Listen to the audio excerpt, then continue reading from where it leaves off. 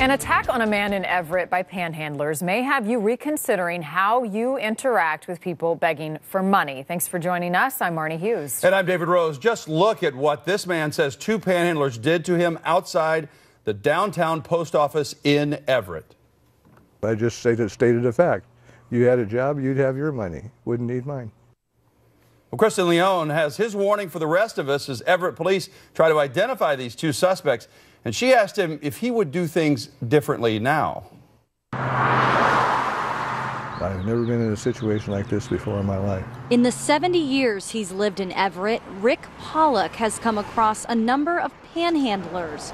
But he never expected a comment he made would come to this. I didn't even feel myself hit the ground. His head bashed into the ground, a broken nose, his lips split open, and cuts all over his face. The main thing now is just my teeth and my upper lip. Pollock says on Thursday night around 6:15, he went to the Everett post office to mail a package when a woman outside approached him. She was there and wanted to know if she wanted a couple bucks.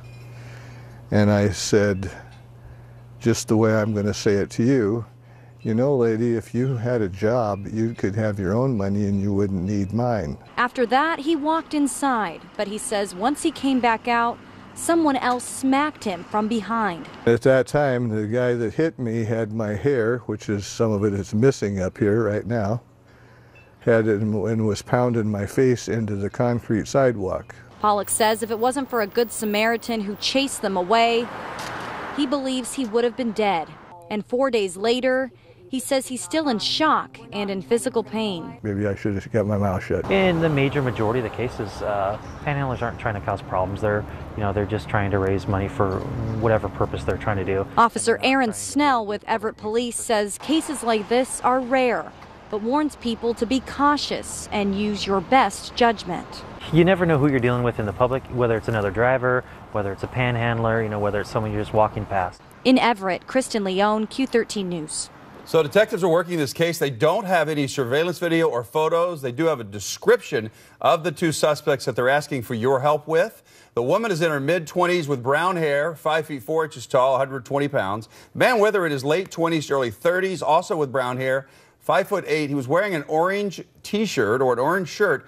And these two have been spotted in that area, so keep an eye out for them. If you spot a couple that looks like that around the downtown Everett post office, call 911 immediately. Let patrol officers check them out. If you know who they are, call Crime Stoppers or use the P3 Tips app and get the cash reward of up to $100 if you can get these two suspects into custody. Panhandling has been a hot button topic in our region, especially as cities try to keep up with the increasing number of people that are sleeping on the streets.